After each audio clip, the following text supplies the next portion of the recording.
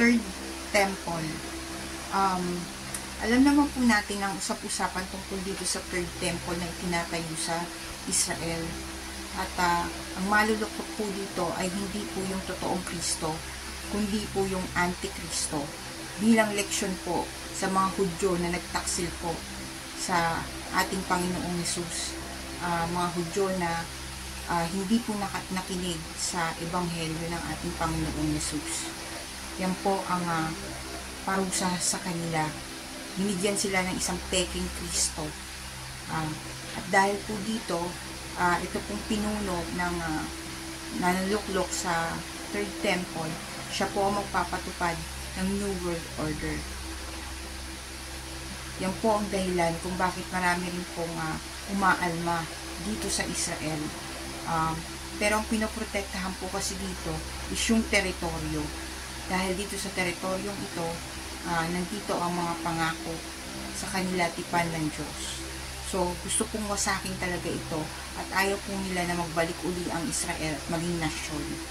Ito pong pagbabalik ng Israel bilang isang makapangyarihang nasyon ay kasama po sa hula sa Biblia. Kaya nagkaroon po ng katuparan at naging bahagi po ng kasaysayan nito ang Pilipinas. Dahil sinabi po ng Diyos, ang lahat na magpala sa Israel ay pagpapalain ko at susumpain ko ang lahat ng sumumpa dito. Kaya huwag po kayo magtaka kung bakit sa dami po ng kalamidad na malalakas o yung big one, hindi pa po dumarating sa Pilipinas dahil pinoprotektahan po tayo ng Diyos dahil sa ating ginawang kabutihan sa mga lahing Hudyo. Kita niyo po payapa pa rin ang Pilipinas kumpara mo sa mga makakapangyarihang bansa na halos dumanas sa mga tsunami, mga ulan ng yelo, mga apoy, halos dumumog na po, sumira na po sa mga lalaking ari-arian ng ating mga kapwa. Hindi po dumadanas ang Pilipinas ng ganyan dahil mahal po tayo ng Diyos. Tayo po ang nag-iisang Kristiyanong bansa sa Asia na bumoto na maging nasyon ng Israel. Pero ang Israel po, napakalaki pong pagsubok ang haharapin dito sa hinaharap dahil sila po ay pagtutulong-tulungan ng mga bansang makakapangyarihan para ibagsak. Hindi po kakayanin ng Israel sa sarili nilang mga gawa, kaya kakailanganin nila ang Diyos. Doon nila makikilala kung sino po yung totoong tagapagligtas.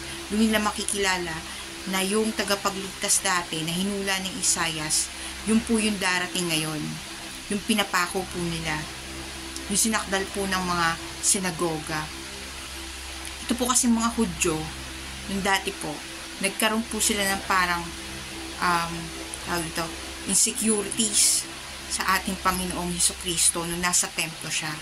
Kasi po may batas doon na bawal ang paggawa sa Sabat.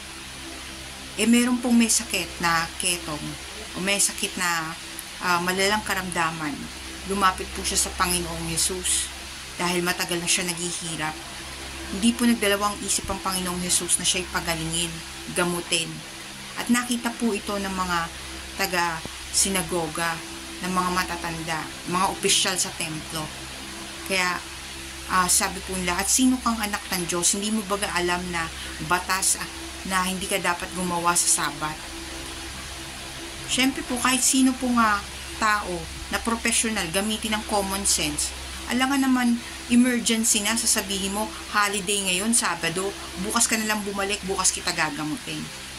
Ganun po kasi ang pangangatwiran ng Panginoong Hesukristo. Nasa lohika, hindi po kagaya nilang by the book. Doon po nagagalit ang mga Hudyo sa ating Panginoong Hesukristo. Ang pagpapatupad nila ng batas, wala po sa puso. Pero sa batas po ng Kristyanismo, nung pumasok na po ang tipan, bagong tipan, ang batas po sa Panginoong Hesukristo, batas po na nagpapasubali, batas na may kalakip na habag. Kaya po nagkaroon ng bagong tipan. Dahil kung magpatupad po itong mga Hudyo, basta yan ang batas. Dapat mamatay, yan ang batas, sundin lahat. By the book. Yan po. So, ang pagdating po ng ating Panginoong Hesukristo bilang Mesiyas, habag po ng Diyos para sa atin. Ngayon, dahil hindi nga nakinig ang mga Hudyo, nakarating ang kaligtasan para sa mga hentil. ang mga hentil na nasa labas ng bayang Israel ay nagkaroon ng pagkakataong maligtas.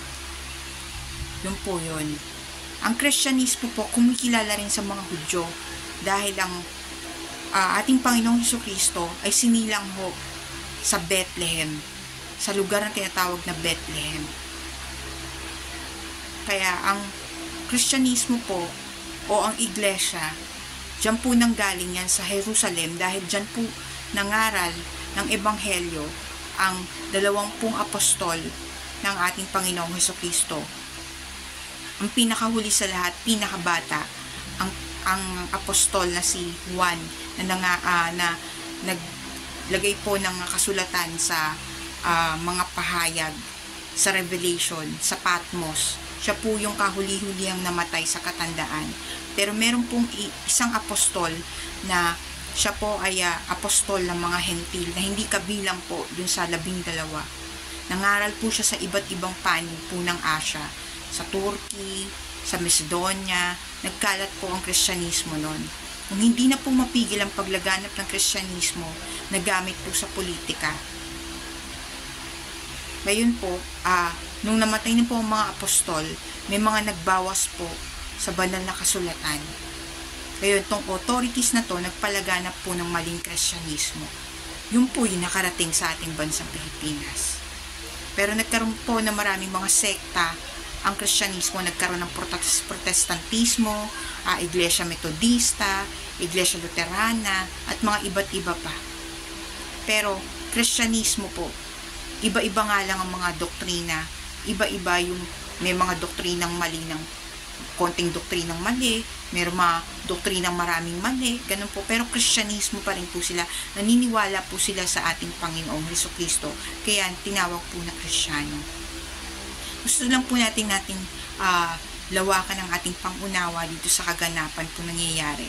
Dahil ang mga Kristiyano po nakatingin po sa mga mangyayari ngayon sa bansang Israel dahil isa po to sa mga senyales na malapit na pong dumating ang ating Panginoong Hesukristo. Yan po yun. At ang mga kaganapan po nito ay nagsisilbing babala para sa mga Kristiyano upang maghanda sa nalalapit ng pagsalubong sa kanyang pagdating. So dapat po, yung mga kababayan nating Kristiyano, magsipagsisi na po at humingi na po ng tawad sa Panginoong Hesukristo sa ating mga nagawang paglabag at kasalanan po. Anytime na dumating siya, makakasama po tayo sa bayang banal na kanyang pinangako.